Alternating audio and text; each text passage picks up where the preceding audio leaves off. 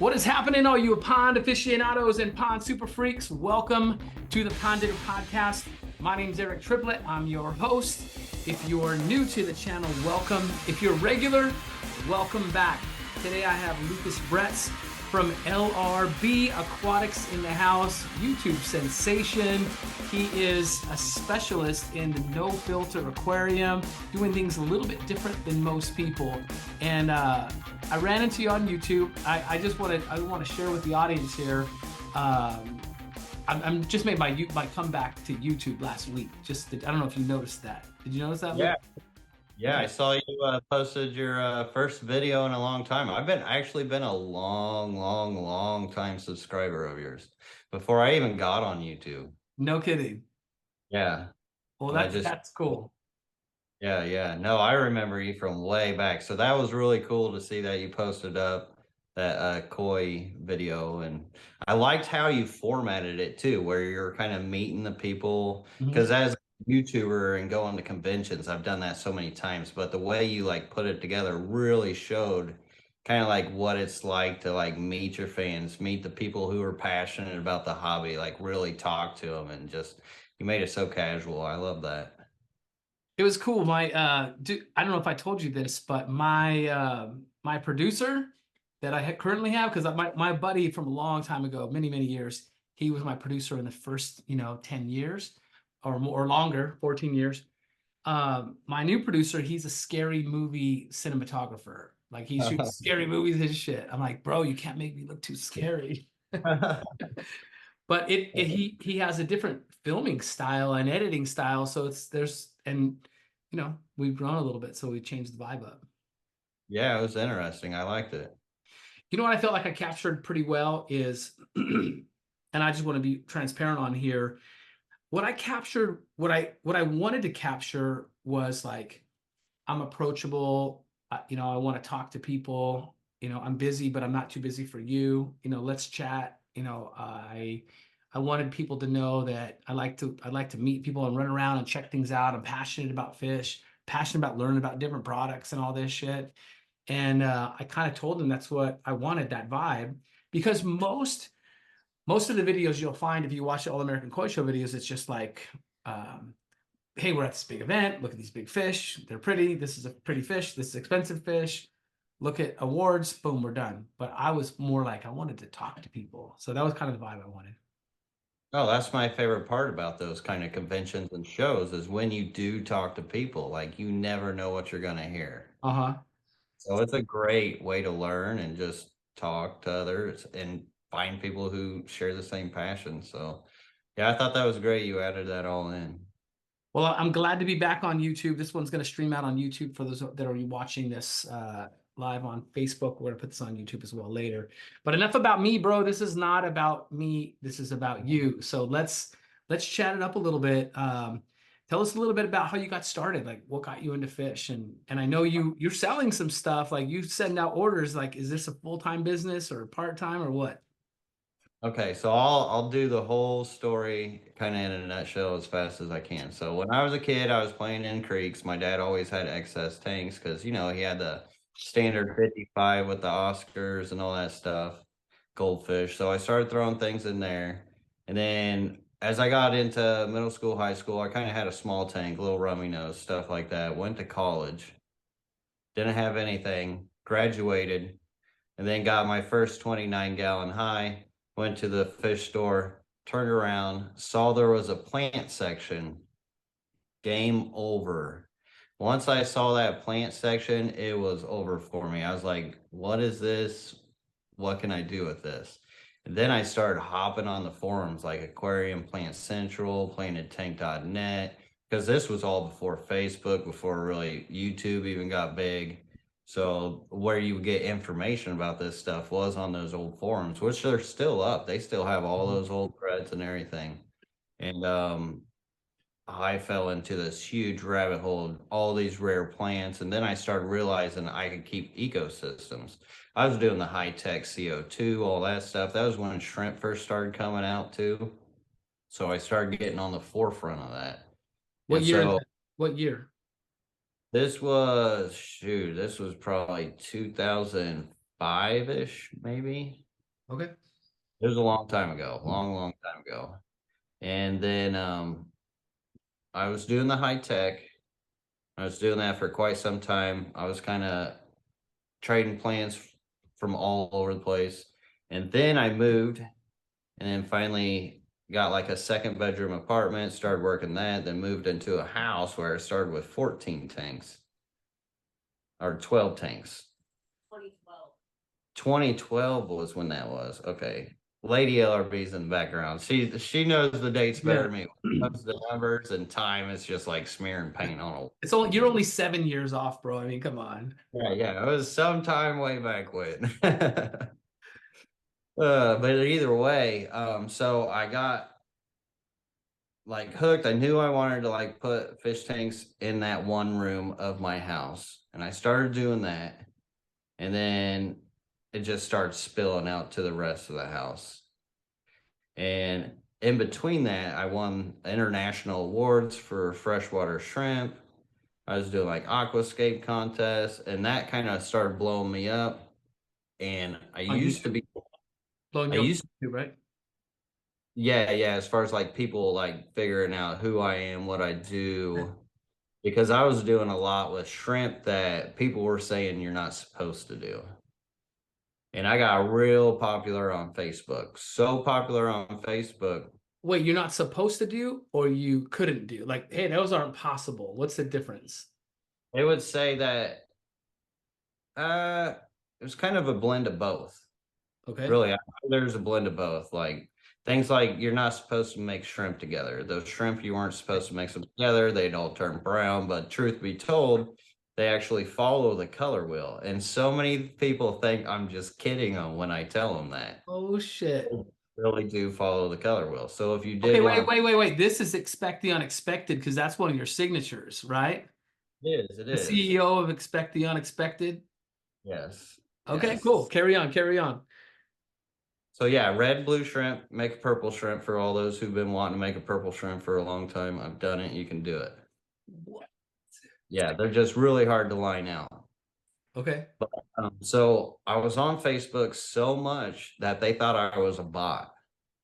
So they banned me for 2 days the first time because I was answering so many comments and so many questions and Uh-huh. helping so many people through Messenger and just posts and communities and things.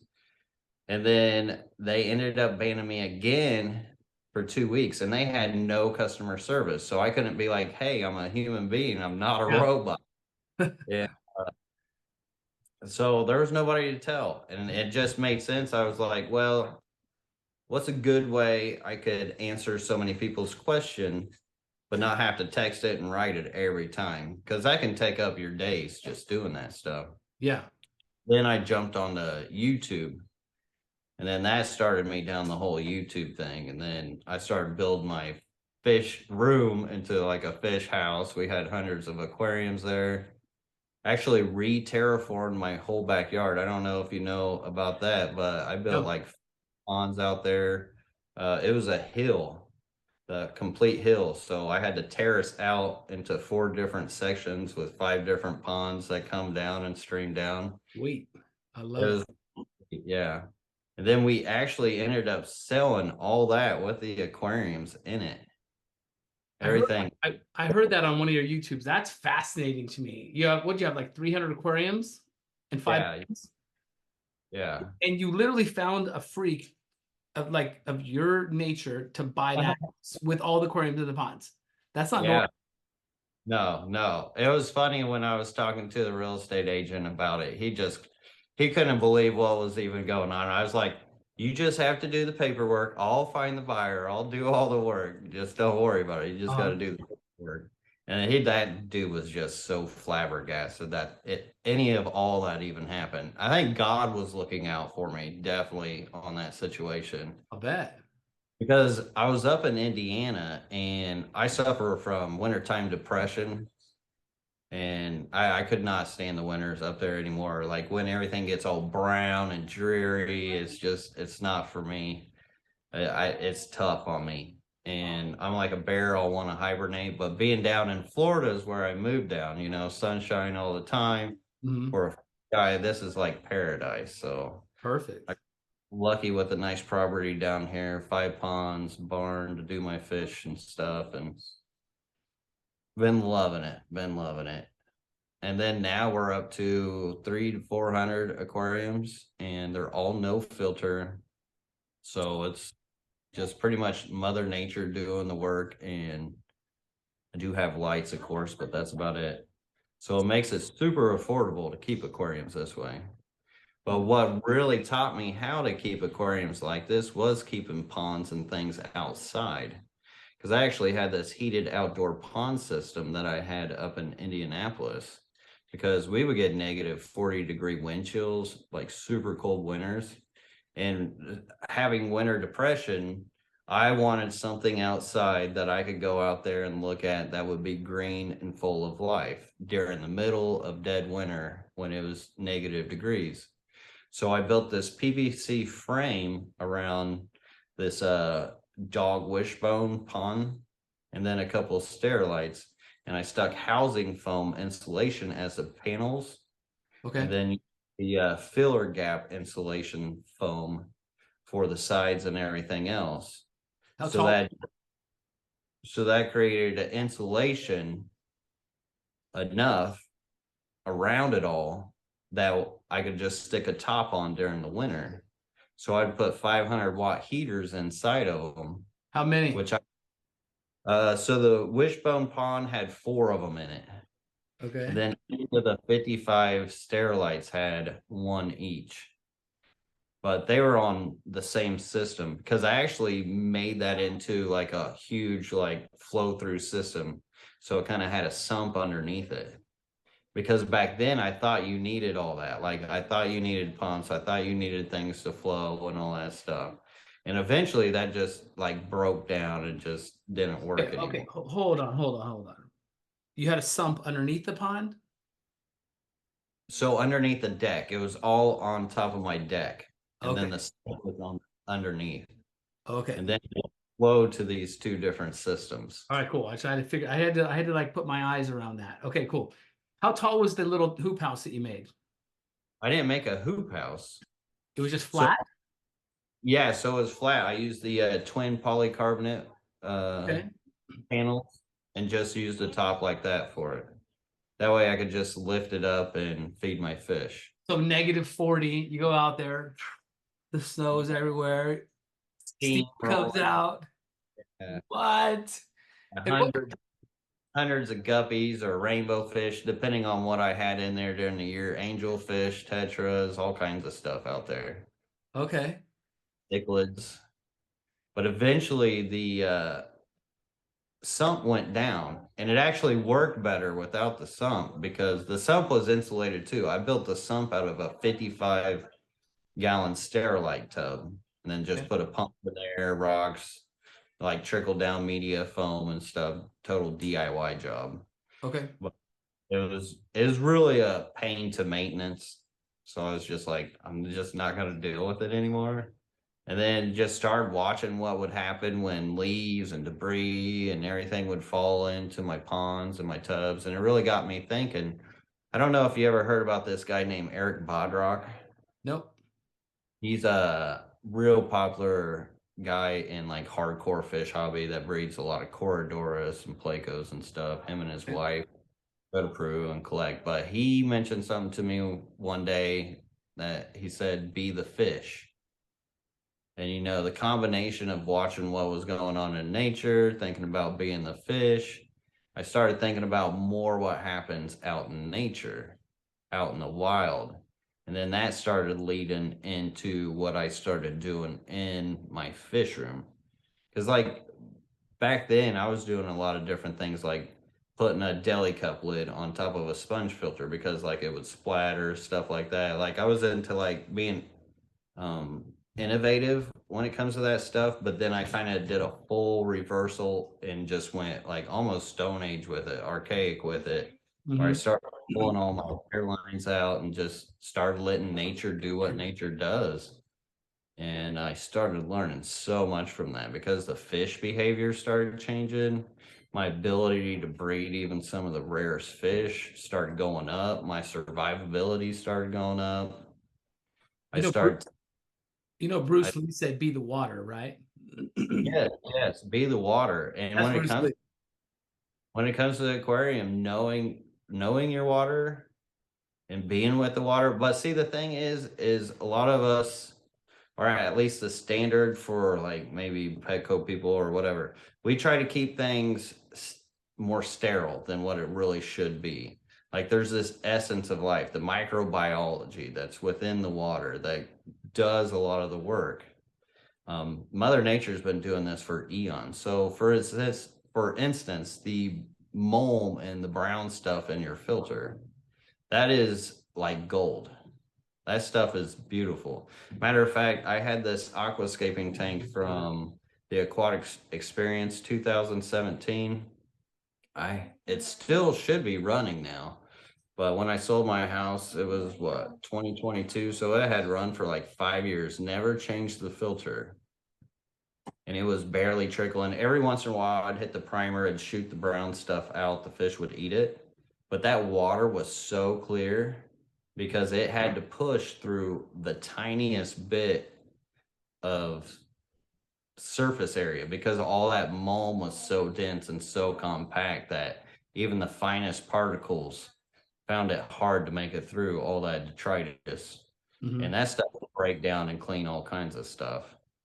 So the water clarity from that was amazing.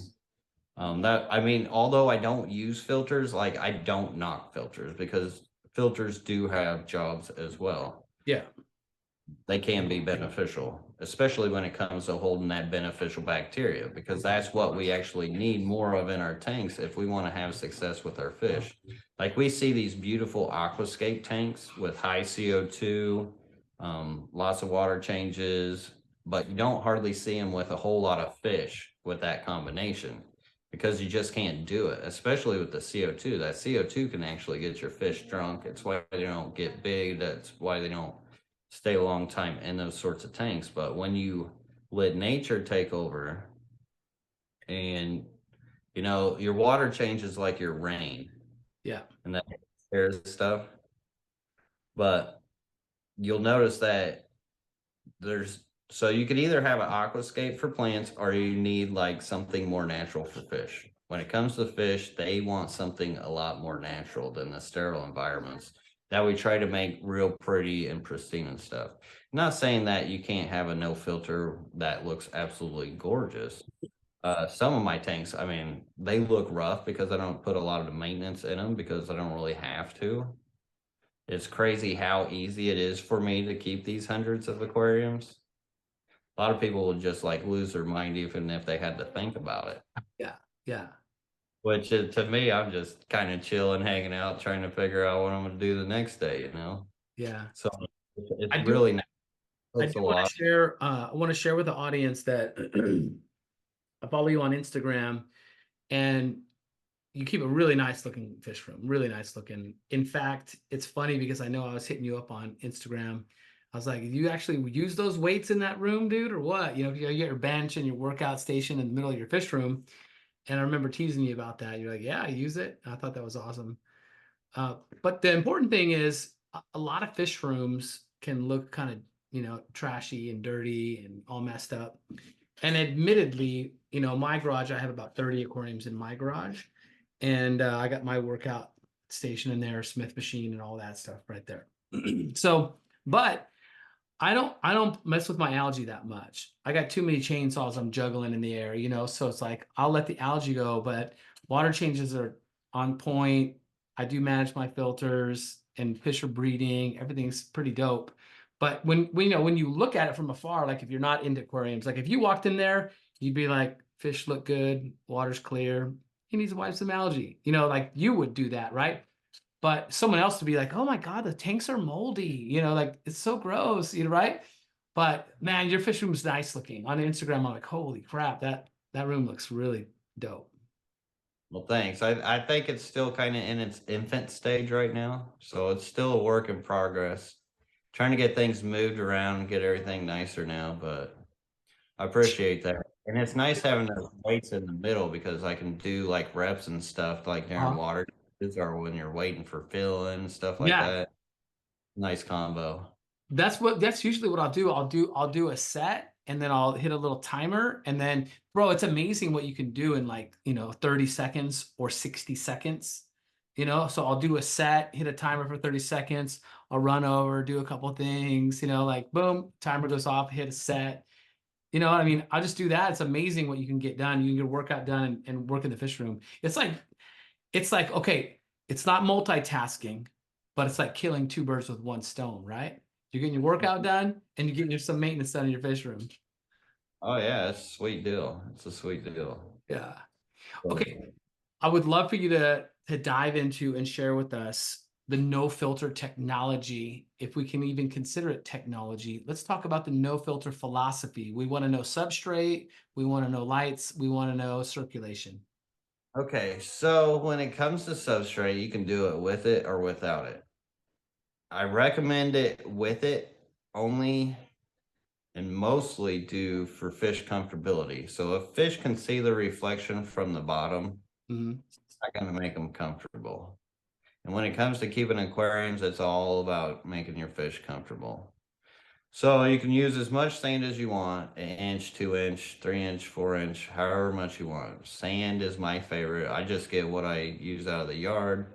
I did that up in Indiana where they had the dirt and clay mixed. Down here, we got more sand. You could use whatever you want, rocks. A lot of the plants in the aquarium hobby don't even really need to grow in any substrates, truly. Like, especially the ones that I'm keeping, like Vallisneria. Crips do like substrate just mostly because they gotta hold them down, because if you do float a crip, it will grow all weird. But I actually have taken a lot of the like Rotalias, Luigias, and stem plants and grow them and float them. Like most of those can grow without even being in the substrate. So the whole substrate thing, like as far as like people battling which is best, it's kind of, if you really know how a lot of those plants work, it doesn't really make a whole lot of sense. Now, you do have ADA soils out there that do have humic and acidic values, which do help with actually breaking down mineralization for these plants to uptake a lot better. So those fancier high dollar substrates can work really good with getting lush aquariums, but you can do it without it. And what really works well with these no filter aquariums, these natural aquariums, to grow those plants is water changes, because that's where you get your reoxygenation into your aquarium. And you can do it without them. I've gotten hundreds of aquariums that have hardly even had any water changes within the last 2 years. Mhm. Plants will still grow, but if I do water changes on them, they'll grow even faster. What's the common So, tank you're doing? What's the most popular size you have in that room? 20 highs and 20 longs mostly. Okay. If I could fit bigger tanks, I would, but I Got had to it. get space. So in my room, just because I want to kind of figure out, I want to like share with the audience. So like my 30 tanks, I have 180s, hold on, my dog's making noise in the backyard. Hey, what my dog's scratching over here.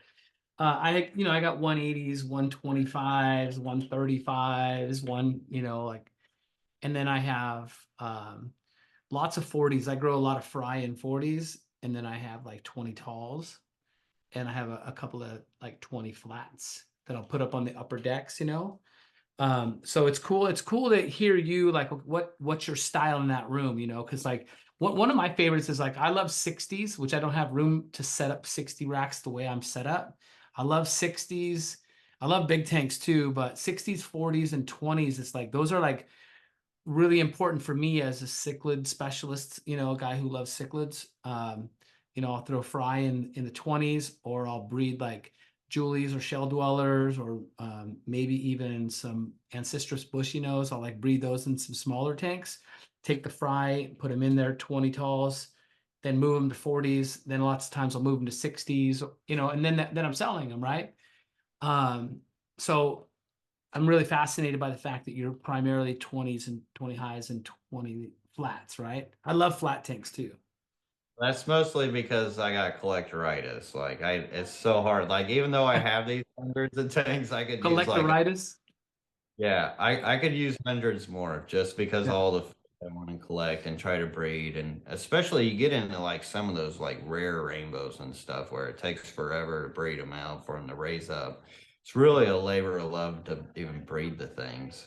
Yeah. But if I had the choice, I would definitely go with bigger tanks. I do have some 75s. I got like a 470 gallon like make pond in the middle, and then a couple like tubs and totes and stuff outside. I can do like bigger water, but eventually I would like to add into that fish room a whole nother room, like extend the barn out to where I had bigger tanks, because those big tanks, I love them, absolutely love Yeah. them.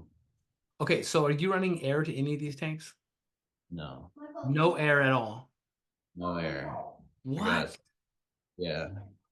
Hey, hold on a second. Is there a door that maybe you can shut on that side? I think there's some. Is that on your end over there? I thought I heard. Or I thought I heard some. I'm getting some background noise or something. I don't know. yeah, I think that was my kid playing on Oh, I'll the wrestle your kid. Xbox. Oh, he'll wrestle you. He'll take you. I'll bet. I'll bet. Tough one. He's only 9, but he's tough. Cool. So no air. Now this becomes really fascinating. Okay. 20 highs, no air, mind blown, some substrate, lots of plants. Tell me about fish populations. How many fish per tank? What do you So I could definitely break the inch per rule gallon with it. Okay. So, like, of course, so when you think about it, you want to stick like 2 Oscars in a 20 gallon. Small ones. Right. So you obviously put what fish goes in there, Yeah. but I can do just as many. Like, it's not going to be like what you would see in the Chinese market where it's just fish smashed against the wall. I Yeah. can't do that with no filter. You need air for that, just because there's just way too many fish for the tank. But I could still pass the 1 inch per gallon. So I've got a 30 gallon with 60 black corridors in it right now, actually. Okay. Where's the threshold? So that would make me nervous. Like I'm totally cool with no air in the tanks. I'm 100% cool with that. So I I've never really figured out the threshold, to be honest. You've never had a crash like they spawn, you leave them in there, now they're 60, and then like, do you No, move for that? they either predate Say and again? they either predate and keep the numbers down, but Okay, okay. I've never had one of those tanks crash and things just die. Like, Interesting. I've had fish battle where like this clan of fish have battled this clan of fish, but that's very rare to happen. But I've never had where just all my fish finally hit that like space. Now I've seen shrimp do it. I've seen snails do it, but it's usually within their own population. It doesn't really mess with the water tank. When you say do it, you mean crash, like a shrimp will explode in But population and crash? I don't know if you ever had snails in your tank where the snails Yeah. just grow to a crazy amount, and then eventually there's just not as many. They learn to stabilize themselves after a while. Okay. So nature figures it out. It does it all. Yeah, it's fascinating. Okay, so I recently, within the past 3 years, so first of all, I'm a little bit of a snob. Just gonna be real, bro. I'm a little bit of a cichlid snob. Now, while I'm fascinated by all fish, I love all fish. I like I don't want to keep anything but a rare, cool African cichlid at my place. Maybe some Tropheus, some Nasuda, feather fins, some shell dwellers. Like I'm a bit of a snob, but um, I started playing around with Ancestris maybe 4 or 5 years ago, and really thought they were cool. And so I used to breed Synodotus multipunctatus, Tanganyikan catfish. Super, super important part of my puzzle in fish keeping. I really loved that fish and did really, really well with it like 25 years ago. So now when I kind of got back into building out that room, I got into the Ancestris. And so I got a couple of colonies and I was like, oh, cool. I got the red ones. I got the brown ones. I got the lemon yellows. And so I'm watching these fish, and my buddy turned me on to He's like, hey, if you throw in some Endler's guppies or something like that, when the Endlers are spawning, the pheromones will pop off, and oftentimes they'll stimulate the ancestress to do it. And I'm like looking around, like, all right, give me a few, like, but don't tell anybody I'm putting guppies in my fish room, bro. I don't want to hear. I don't. Nobody's supposed to know Yeah. that shit, right? So now, like, I got endlers in all these tanks. And I also threw in some cherry shrimp in there. That's my first experience with shrimp. So like 3 or 4 years ago, and I'll finish the story and get back to you, but I had all these cherry shrimp in there and they weren't doing well. They were dwindling and dwindling and they weren't doing that well. And then I got really busy. And so you know what happens when you get busy, right? You neglect the aquariums a little bit. So I neglected the aquariums a little bit. And like there's a corner in that ancestress tank, it's 40-gallon tank, and everything's kind of built up in this corner, and there's a 1/4 inch of just detritus and mulm and bullshit. Where before I was busy, siphon off, boom, I'm always checking on tanks, siphon off, clean, siphon off. Well, 1/4 inch of shit everywhere in the bottom of this aquarium, and all of a sudden the shrimp start blowing up. They're breeding like crazy. They're climbing everywhere. It's like it's going off. So in that tank, I have red ancestress spawning, throwing off fry, endlers going like crazy, so much that I'm nervous, even with air, I'm going to have a population crash. So I'm feeding them off to my frontosas, like, and then my cherry shrimp are just fucking out of control. I'm like, oh, these fish like to be ignored. I believe it. Yeah. No, a lot of people, so it's how we look at that detritus and mulm. Technically, it's nothing but new dirt, full of microbiology. That stuff does so much work for an aquarium. People don't really realize it. And all that stuff that you're keeping.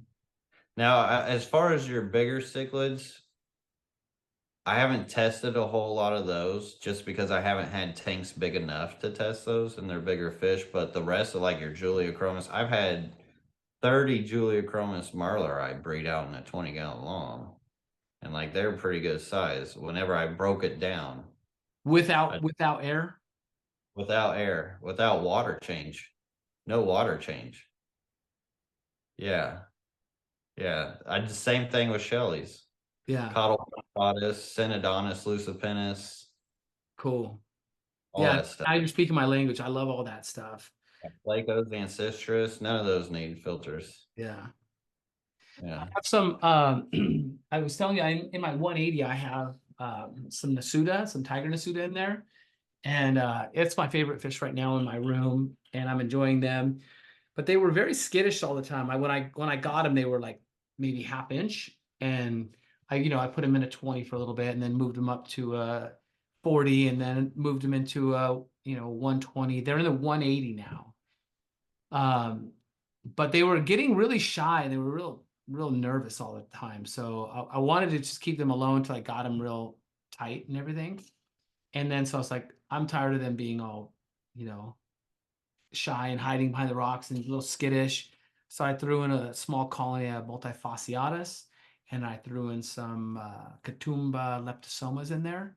And now the Nasuda are like all chill, casual, and they're all, like real happy because you got these other fish, playing in the different sides of the columns, guys in the sand. And now the Shelleys are starting to have fry in there. I was squirting baby brine in there. But I mean, I could easily see a nice population of multifasciatus or similis or even cotopunctatus without air doing really well. I mean, I can absolutely see that. Yeah. Yeah. I mean, with those fish, it came down to comfortability. That's why they were shy. And when you added those other fish in there, it signals to them that, hey, like this space is okay. If Yeah, we're little ones surviving in here, you bigger ones will be all right. yeah, Another thing that will help with that is floating something. So most predation comes from the top of the water, and these fish have these natural triggers. So if you got real shy fish, if you can have like some kind of floating plant or something in your aquarium, that'll actually help with their comfortability too, to bring them out more. yeah. I think that's important to share with the audience because I mean, I'm big on dither fish. I like I like the endlers in those tanks like that, because they're dither, and then the ancestors are a little more chill and what have you. Um, but one of my mentors, he's in his mid 70s, a great dude, amazing. He's been keeping fish for like 50 years. So when I got the Nasuda, he's like, just leave him alone. Don't overfeed him like you feed all your fish, Eric. Just back off on the feed a little bit. Um, and so he was like, don't put any fish with him for a while. Just get him up to size. And so I was like, okay, I'll do whatever you say, John. I'll do whatever you say. And then but then I was like, all right, I'm fed up. I'm getting bored. I need these guys to chill out. That's when I was like, okay, multifasciatas, Katoomba, Cyprichromas, let's go. And it just calmed him down immediately. So I'm glad that you touched on that, because I think a lot of people don't realize that. That comfortability was either putting him in packs or having the right dither fish around. I think that's important to share with people. Oh yeah, it's huge. It's huge. Comfortability is the biggest thing we can do for our fish and to think about for our fish. It's like those Synodontis you mentioned. If you get a big school of those when they're just by themselves, like in a species only, Mhm. sometimes it takes a dinner fish to get them out, like a molly or something. They'll hide without it, but you stick like mollies in there or something with a herd of those, they'll Yeah. all come out like sharks. I had a 75-gallon where it was just like kind of open, and then they had like these caves and stuff they could hide in, and they would all just come out. They'd eat on your fingers, and it's normally a shy fish. But with those mollies, oh, it was so amazing. And then the top plant coverage where they'd all just come out like little sharks. Hmm. How old are Okay. you? Huh? How old are you? I'm 42. 42. Okay. So Well, check 40, 42. 41. Make up your mind. Do you need to check with someone in the room about age? You're not off by 7 years, are you? 41. 41. Okay. So I think you might find this interesting. I don't know if you know this story. I think I've told it before on my podcast, but this was roughly 30 years ago. So imagine you're like 10, 11 years old, you know. You probably still pee the bed sometimes. Who knows? I don't know. You're still a kid.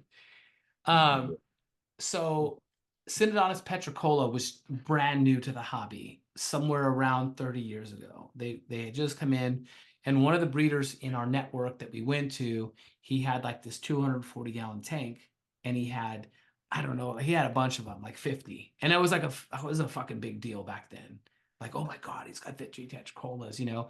And so only people that were breeding any Synodontis at the time were multifasciatus, and I was doing it. I loved that fish. So I was fascinated by these petricolas. I was like, oh my God, I'd love to get my hands on them. I wonder if I could breed them. I wonder if they breed the same way.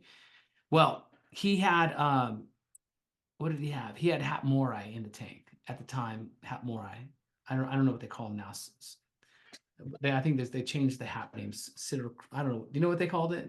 I don't know.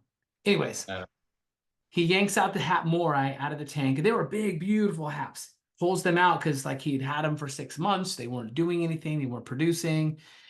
More importantly, the haps were spawning, but there weren't any eggs in the mouth like the Synodontis multipunctatus. So they're like, I'm going to change the fish. I think the fish are too big. The big hap morays are too big. So this guy's trying to figure out how to breed these petricola. He yanks all the haps out, pulls them out, and then he lets those petricola, leaves them alone for a little bit. And then guess what happens? He gets busy. And you know what happens when you get busy, right? You neglect the aquarium. Well, he neglects the aquarium, and he comes back, like, I don't know, a couple of months later when he's like, gets his life back together, and there's baby petricola swimming everywhere inside this aquarium with the adults. And so he figured out, hey, they don't need a host to breed. And then that's where it all like came from, is that one scenario, that one tank. I got goosebumps telling you the story because I witnessed him figure it out. It's fucking cool. I love That's that shit. Yeah. I didn't know they were that new in the hobby. What's Like that? I didn't know they were that new into like as far as distribution within the hobby, because really 30 years wasn't that long ago. It was a long time, Yeah. but it wasn't that long Yeah. ago. 30 That's years pretty. ago, I was 25. So I mean it was around 30 years ago. That's the time frame. Know how I breed mine? You have petricolas you're breeding? Yeah, well, I've got the Lucipennis, which is a lot like the Petricola. Yeah, yeah, yeah. It's the same fish. Yeah, yeah. It's But great. I use this globe bowl, so it's kind of Yeah. like a crab bowl, like a little tiny like fish bowl. and then I use a drain on top of it, so it's got the slits, the grates. Mm-hmm. Is the cap to a pipe, and 4-inch drain, 4-inch cap to a pipe, Yep. PVC. Yep.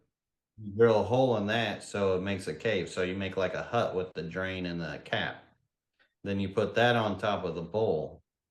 And then they'll go into that little hut. And then they'll just drop their eggs all over into the bowl. Mm-hmm. And just, it's crazy how many eggs they throw. Do you have marbles in the bottom of that? No, no, I'm not a big fan of the marble method Okay. because what happens with the marbles is they'll just start smashing all the eggs up. You Mhm. don't even need the marbles. Yeah. You know, it's interesting. So I have some petricolas and I have the marble method and I have that top and they swim in and they do their thing. And I've successfully done them a couple of times, but not that many at a time. And one time I was like, okay, I'm gonna pull the bowl out, I'll pump them up, and then I'll surprise them with the bowl and I'll just check it every day, right? And I pulled out like 100, 200 eggs, a bunch of eggs, right? You know. Yeah, And yeah. so I like carefully plucked out all the marbles, you know, here I am like a crackhead in my garage, you know, in my weight room doing a set and then 30 seconds pulling out marbles. You know what I mean? Like I'm doing this kind of shit. Well, I threw the eggs in a tumbler. They popped heads and tails. I'm like, wow, sick. I got a couple hundred petricolas coming up. I was really pumped. But then I just started losing them, and I was really upset by that. I ended up with like 5 out of a couple You, hundred. So I definitely screwed something up in that egg process, but I had them for a couple days before I lost them. you want to know what my trick is? Yeah. Well, what I'll do is I'll get that bowl full of eggs and put it into, I just drop it off into a 20-gallon long No filter aquarium, just fuck. filter. It's been sitting there for a while. And then I'll add leaves. So I add like a catawba leaf. You can use like a maple leaf, oak leaf, whatever you want. Okay. But I'll leaf. And what those babies do after a while, they're kind of on like a yolk sac for a little while. Yeah, yeah, yeah. They start like scavenging for whatever they can find. So sand is great. When you got these no filter situations, you've got so many other microorganisms within your aquarium because they don't get filtered through. They don't get thrown around and strung around. Right. Eusoria, you got copepods, you got all kinds of things. But then you also got other microorganisms living off the leaf, Mm-hmm. which they can graze and eat off the biofilm of the leaf as well as the rest of the tank. But they also like to, it's a comfortability thing for them. Mm-hmm. So they like to sleep and be underneath leaves. It's like, say, if you have adults and you have somewhere for them to hide underneath, that's where they all go. Same as when they're babies. So it creates that edible environment to where their bed in their home, they can eat off that because that nature of that leaf is what's really good for them. If you actually look into the gut biome of fish, detritus, especially those smaller fish, detritus makes up a huge part of their gut biome. Mm-hmm. And that goes a long way with fish health, fish immunity. So I don't ever have any issue with these like the fungus eggs, like normal, like the ones that aren't sterile. You'll tell that they're white. Yeah. Like I don't even pick those out You think because the ecosystem will take care of them. okay. The fertile ones will hatch fine. So I don't even have to deal with any of that. So it's really set it, forget it, throw it in there. It makes it so easy. Yeah. So easy. But is I that mean, why you're that's so chill, bro? You're so I'm nervous. Feel like I got to go do some fucking water changes right now. You're just like chilling. What's up, man? Like you don't even care. Yeah, yeah. No, I mean, when nature does it, it makes it so much easier. I had to figure out a way to make it easy, and this is what I've done throughout the years. I mean, when you're keeping hundreds of aquariums, like you have to find a way to make it easy. Yeah. Well, the most aquariums I had in my career, like when I was breeding and selling stores, like 20, 30 years ago was pretty cool. There was a lot of fish stores and we were breeding all this rad shit. New fish were coming out every month.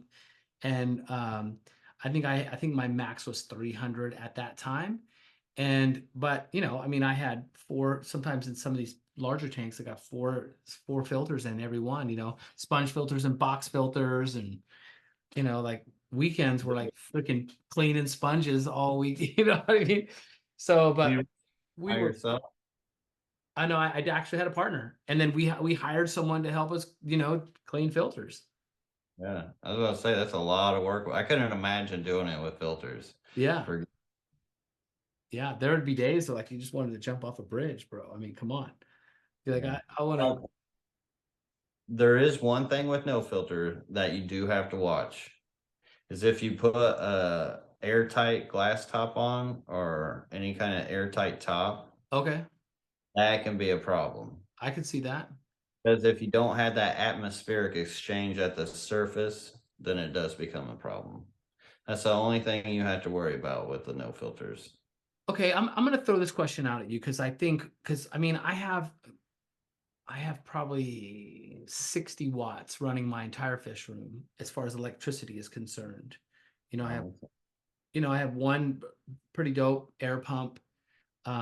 It's like a professional pond pump that we use for aerators for 4 foot, 5 foot deep ponds, right? So I have that aerator set up. I ran a loop around the room, dropped in some air. That's expensive though too to do all the piping and all the tubes and all the stuff. But why not just run a little bit of air, like just a couple of air bubbles? That's so nature. yeah, I It's not a mean it is. filter, and it's not a filter. Right. I don't need to though. That's the thing is why do it if I don't need to do it? Plus, Okay. Okay. plus that stuff splatters everywhere. So when those bubbles pop and everything, Yeah. and sometimes that can end up like I don't know if you ever had an airline where it just kept popping water onto a certain spot. It can Yeah, my aquariums, my racks are only 3 or 4 years old. I already got to rebuild one or two of them because right, right. they're already rotting and like what the fuck? I got to redo this aquarium stand. It makes them crusty. It just like it's harder to keep clean, you know. So without them, like I don't have to worry about any of that. Like my rims and stuff, they all look clean. They're not all nasty, not too Yeah, much moisture.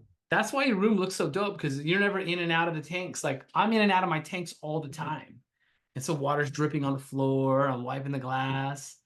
I got water spots everywhere. Well, That's one of the secrets to your clean ass room, bro. I can tell. well, one of my secrets to that was the fact that at my old house I had carpet. So I had to learn how to be super clean about it. Here, I'm spoiled. I got concrete. I can just slap plants down, whatever, get things wet. I feel like, oh, I'm just free now. But with that carpet, I was all binded up. But I actually got a degree in design too. So Okay. that kind of helped a lot with how the fish room was designed and put together. Mm, And it's still a work in progress, like I said. I mm. would say here in the next year, it should really, really be popping even more. I do think your layout is very clean. It's clean. I mean, look, let's face it, you look like a rugged dude, a mountain man, like some water Yeah. spots and algae, not a big deal for someone, a mountain man like you, but I'm like, holy shit, this design's nice. It's very clean. Everything's lit really well. Like this is special, man. And then Yeah. no filters. What? Wait a minute. I got to get this guy on the podcast. Right, right. Not a lot of people doing it. But yeah, no, a lot of people judge me by my looks. I kind of like it that way because they're like, oh, that's just some homeless guy. Like, to them, they have no clue, you know? Bro, I gotta tell you, this weekend I was like, man, I gotta shave this weekend. I haven't shaved in like 3 weeks. I gotta shave, I gotta clean, I gotta trim up a little bit. And then I was like, man, I'm gonna have LRB on Aquatics on the podcast, bro. I ain't shaving, man. I'm gonna let it get a little bit longer than normal.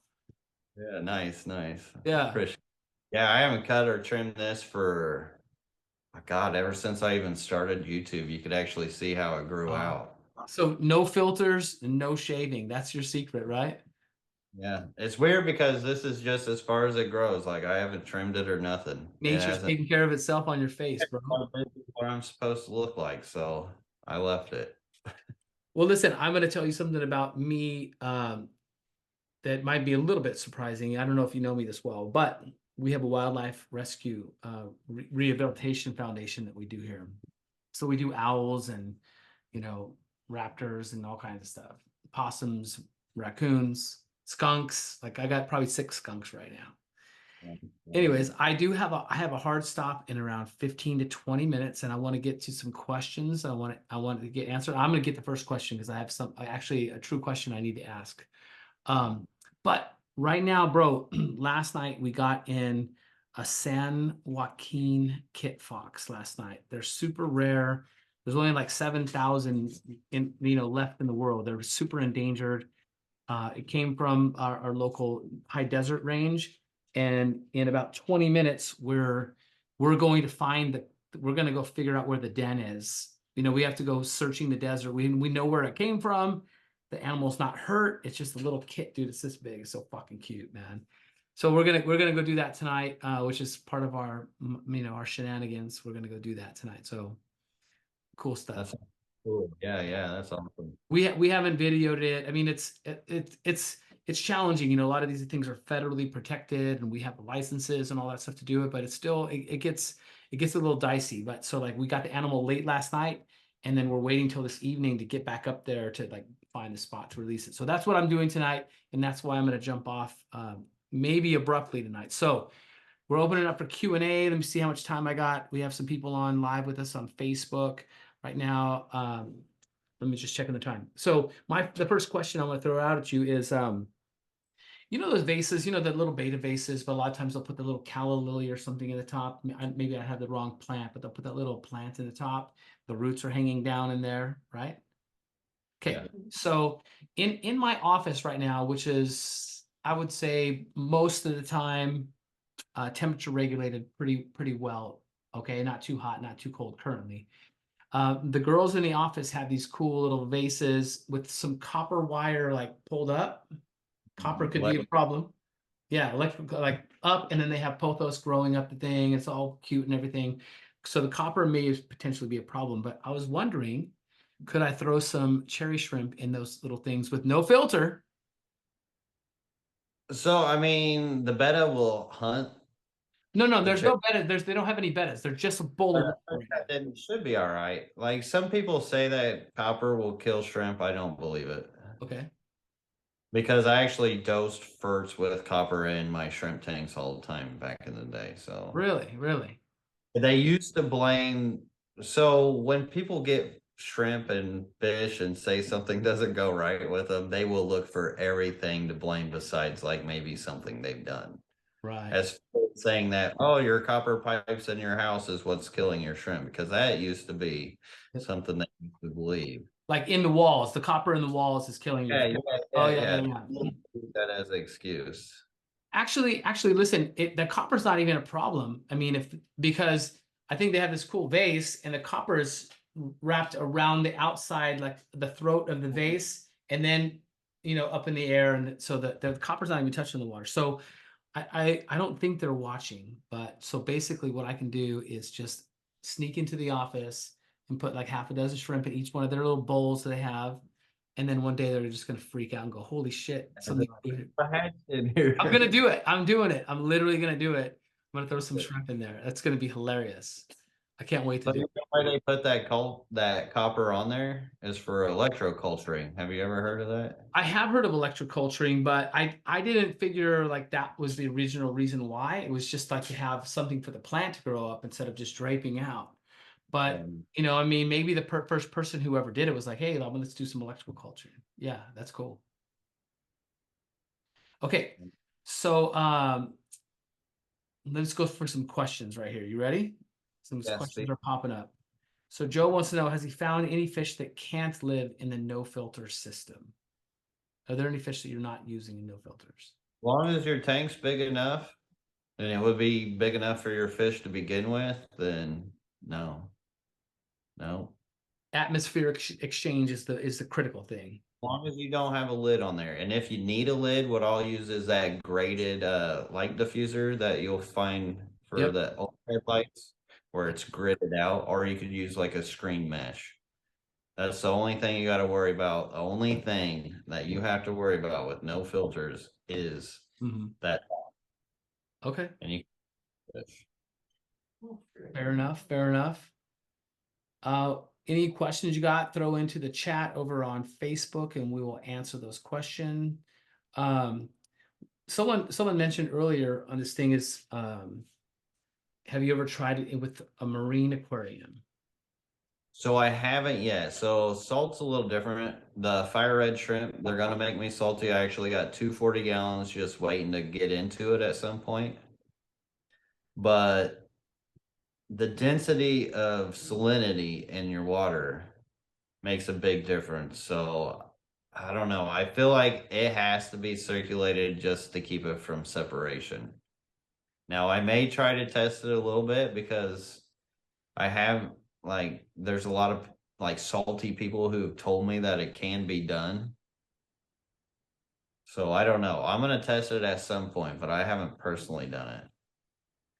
Okay, I'm gonna share just a little bit of my experience with this, and then we're gonna see if there's any other questions on there. So, um, Lee Chin Eng was probably the primary person who brought up live sand, live rock, and no filter. Basically, the rock and the sand was the filter, but he did have circulation, and I studied that extensively back, 35 years ago, maybe 32 years ago.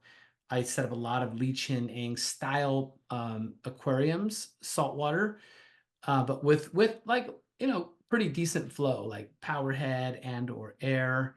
But I mean, they're very cool tanks, easy to do. So but I can just see you now. I can see you playing with that, with this cool beds of Caulerpa, and then maybe some red mangrove trees growing out at the top, and I mean, having a good time with some saltwater stuff. Maybe just try in the beginning with just a little bit of air right in the middle, just like a little blue, just a little, like a bubble every, I bare, don't at see all. I don't see any air pump making it into my fish room anytime soon at all. Well, But no, I when bet probably saltwater. all it would take. Yeah, for the saltwater, that's Yeah, probably all it would take is just yeah. that bit of mixture. How much are you relying on one of the questions is how much are you relying on the aquatic plants to filter the water? How much are you relying on that? Not a whole lot. So, I mean, I've got an aquarium. I sell fish. I sell plants and shrimp. So it only makes sense for me to put plants in them, but I could do a lot of them even without the plants. So a lot of people believe that the plants are what does a lot of it. When it comes down to the nitty gritty, it's having biologically sound water, which is it's that water's matured. It's got the essence. It's got the biofilm. It's got the microbiology. Mm-hmm. And same with the environment. As long as that environment's got the microbiology in it, it's fine. Like even if your fish have waste and even if you don't have plants, that's what algae's for, which is Mother Nature's great equalizer. Even though lately I've been testing a lot with light, no light, and or just ambient light. And I have had some of the most maintenance free, easiest, cleanest tanks with no lights, just ambient light, and not even having plants in it. And that's with cichlids, that's with guppies, that's with rainbow fish, that's with all kinds of different fish, cory cats, and where they're just clean environments. Now they do have sand substrate, they've got areas where biofilm whatnot can live on it, but they don't have the buildup like you would in a lighted aquarium. So what's really happening is kind of I'm torn because like you would think that the algae and everything is kind of cleaning and eating what should be eaten. But in these no lit tanks, what's eating it? What's doing what that algae would be doing? Mm-hmm. There's some microbiology in there working that I don't even know about. You clean the glass on the sides of your aquariums or only the front? Or what do you So do? with the ambient lit tanks, don't even have to do any of that. They are Sure. completely maintenance free. But Now what the about lit what about with yeah? the yeah, so I try to actually steer my light more towards the back and side. So if it does grow algae, it'll be more likely to grow there, and then I'll just clean my fronts. But really, I don't. As long as I don't overlight too much and I have enough plants, then I don't have to worry about it so much. Because as long as you got plants and they're growing well, then you don't have to worry about it much. And when it comes to healthy plants, it does help to know your water, which I go off of TDS. And don't even get me started on pH, because pH is a big goose chase. A lot of people like hear me talk about pH because what is taught about pH is like, oh, it's so holy, it's in the book, you got to understand it all. Yeah. But the problem with pH is that it also reads per hydrogen. Yes, pH can help you understand, like, is your water more silky smooth? Will that air fly through it quicker or slower? Yeah, it can kind of tell you that, but it could also be misread. So, like when you do a water change and you pummel a bunch of oxygen bubbles in there, the pH goes up, right? Because there's a lot of hydrogen molecules in there. Mhm. And after it settles, the pH goes down because there's less hydrogen molecules in there. So it kind of gives you a frayed look at what your water really is. So I use TDS, which is your total dissolved solids, which is reading mostly your salts, like your GH and KH. Mhm. It will read salinity as well. So if you like live near a beach or something and tested your water, you get salt in there, it'll read real high. But anything under 200 TDS is considered softer acidic. Anything over is considered alkalytic. And if you have that slightly acidic, it breaks down the mineralization better for your plants to uptake. Now, some plants do like hard water, but most plants like that acidity to be able to break down that mineralization, especially KH. KH is really hard on plants because that's what causes a lot of your scaling. And if you get that on your plants, it can suffocate them because they actually have like this kind of like a film around them naturally, and that KH will penetrate a lot of that. If you have that softer water, it breaks it down more, makes it a lot easier to keep for your plants. So TDS definitely helps a lot with that. How And often are you testing TDS on your no filter tanks? I don't test them anymore. Okay. You just did it to like, hey, figure it out. So what I would do is I'll test my like water coming in. And that tells me like this is my water, which my well water is 170 TDS. It looks terrible. Like the sulfur iron in it is crazy. It's dirty well water. But it's actually really nice because it is soft and it's just loaded with nutrients. So I don't even have to fertilize my aquariums. So all those plants and stuff you see in my aquariums, they're all no fert. It's all no CO2. It's all hardly even any water changes. Yeah, that's cool. Yeah. And so everything just, in essence, I'm keeping fancy mud puddles. Yeah, no kidding. Yeah. You mentioned what did you get a degree in? Do you have a biology degree? So I've got a degree in design. And if you think about design, that goes with everything. Even biology is design.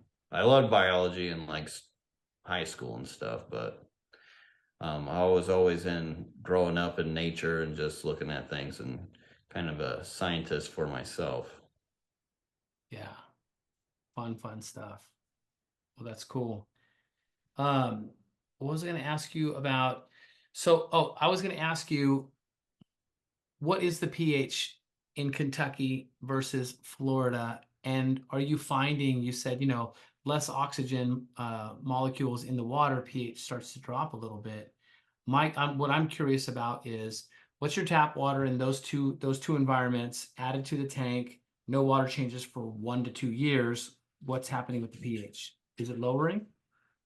So, say you didn't do water changes as much, you're going to have less hydrogen molecules in there. So the pH would lower over time, which you would think would become more acidic. Which, well, if you do have acidic water, then yeah, it could potentially break down more of the mineralization, and it takes a long time for that stuff to even soften up to even make a difference. Okay. And matter of if you got a hospital tank, it's better to keep it in a softer environment, especially bacterial and fungals. They don't live as well in those sorts of conditions. Harder conditions, they really thrive because there's a lot of mineralization and things for them to eat off of. But yeah,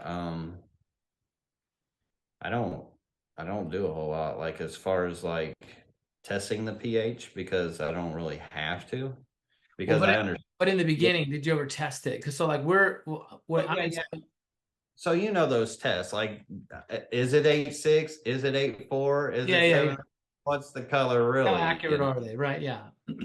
how accurate, like I tested it to understand the hydrogen thing. And that's when actually I started looking at the pH testers, and I started looking that they sold them for pools.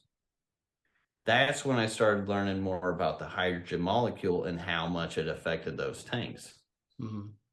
So of course, if I'm doing a water change, I'm going to get a lot more hydrogen. If you're blowing an air line into that tank, then you're going to get higher pH. Yeah. If you're CO2 in there, you're going to get lower pH because there's less hydrogen. Right. Well, I mean, So, I think the reason I was playing with pH is because Mike Clarkson was in on the live earlier on the call for sure, and he's an aquatic snake specialist, and they like a lower pH, and I plan on getting some of his babies, later this year. So he's got the tentacled snake. I don't know if you've checked them out. They're so fucking cool, dude. those things are wild, Oh dude. my God, they're so cool. But Yeah. he has to have low pH in his environments, but he has got a lot of leaf debris in the tanks and things like that. So I have a tank that I've been kind of playing with. I haven't done a water change on it in a while. Just have some Endler guppies in there. I've been trying to top it off with rainwater. Instead of setting up an RO unit and all doing all that stuff, because my room's primarily Africans and they like all hard water. So I've been trying to just like don't touch the tank. Just threw a bunch of duckweed in there, some bladderwort, some Endler's guppies, and just like and some shrimp, and don't touch the floor. Just let it be. I just want to see if it naturally starts to drop in there. So have you ever tested your TDS before? I have not. So I would recommend getting a TDS meter. They're like 15 bucks, super cheap. Okay. That will tell you more about your water than that pH ever will. Okay. I'm gonna do that. I'll get a TDS on there. I'll be curious but see, I am still blowing air into that tank. And I'm Right. curious. Right. Which that TDS meter will read you more, is it alkalytic or is it acidic, Yeah. regardless of that hydrogen Yeah. with that. Because if you do got softer water, so you got to think about it. Softer water is going to be smoother. You can actually, like, I don't know. I've kept aquariums long enough where I can feel like the softness of water Yeah, when I I put, believe it. instead of compared to like sticking it in hard water. Because Yeah. when I lived up in Indiana, we had like almost 400 TDS, like liquid rock up there. Wow. And with that stuff, it's thicker water. So think acidic, more lighter and softer. So the air escapes a lot quicker. With the harder water, the air stays in a lot easier Yeah, too. that's cool. I have an uncanny ability to know temperature pretty well with aquariums, just because all my years of being in my hands in water and stuff like that. But so I'm not surprised by you telling me that, but I've primarily been in acid water, I mean, I'm sorry, alkaline water. I've primarily been there. So I don't think I've had enough other than taking a shower in a soft water system at someone's house. I'm like, oh God, I feel all soapy. Geez, what's going on? But it's like, it's pretty silky smooth. Yeah. Yeah. Well, hey, But listen, I do have a hard stop. I think you and I could probably talk for hours. Definitely going to have another run at a podcast so we can talk about some stuff. Mike Clarkson just said he's at 400 usually TDS. okay, so that's Yeah. pretty hard. Yeah, that's But actually it's got a lot of acidity with the tannins and stuff with it. uh So yeah, yeah, he's yeah. got a mix. So that acidity helps break down that mineralization, which is really good. Yeah, yeah. So cool. Well, listen, I want you to have a chance. I want to say goodbye to everyone and close out the podcast, and then go get rid of this San Joaquin kit fox, or not get rid of it. I want to try and rehome it with the parents. But if someone wanted to reach out to you and know more about this no filter technology or lack of technology, can I say? How about philosophy? What's the best way for them to get a hold of you and talk to you and watch your YouTube and everything? So really, as you mentioned, YouTube, that's where to find my best information because I can actually put out videos showing and sharing this stuff a lot easier than any other platform. So if you want to check me out, LRB Aquatics on YouTube, which I change my handle quite often. Like right now, it's affordable aquariums because it's really about the cheapest way to keep aquariums because it just costs the aquarium and then whatever you put in there. Hmm. And you can find me on Instagram, Facebook, and what, TikTok if it's still around. Yeah, it could be gone by the time this gets out. But the good stuff's on YouTube. And I do got a website, LRBAquatics.com. LRBAquatics.com. And you said you were shipping some stuff out. You were just packaging a bunch of orders before. Like what can people buy from you if they want to support? So I home breed, home grow everything. So everything is in-house. So I'm not importing, so I don't get all the diseases and things that I have to worry about, medicines. Like these fish have good immunity. So I do a lot of like random fish, rice fish, rainbow fish. It varies. Sometimes Cory Cat's killifish. I don't know if you ever heard of killifish. Yeah. There's a Tanganyika killifish that my buddy has I'd like to get. Yeah. Because that's African still, bro. You know what I'm saying? It's not a cichlid, but at least it's African. Oh God, there are some beautiful African killifish. Absolutely gorgeous. And those are some of my favorites. I'm a big advocate for those killifish. But yeah, if you get on there, they got all kinds of plants and stuff. You just look at the in stock. It changes depending on what I'm breeding and whatnot. All right, cool, man. Cool. So thanks again for the time. I'm going to close this out. All right, everyone. Yeah. Hey, thanks for your ears and eyes and attention. This is going to be out on YouTube, Spotify, and iTunes. Jump on over to his website. It's LRB Aquatics, and check him out on YouTube and all that fun stuff. I had a great time on the podcast today. I'm looking forward to do a lot more YouTube videos. And I just want to remind everyone, we put out 2 forms of content every week. We put out a podcast episode for contractors and entrepreneurs looking to become the best versions of themselves and create the ultimate experience between the contractor and the homeowner. And then we're also getting down and dirty with aquariums and ponds and all that fun stuff, fish. So with that being said, until next download, I hope you dig ponds and aquariums as much as I do.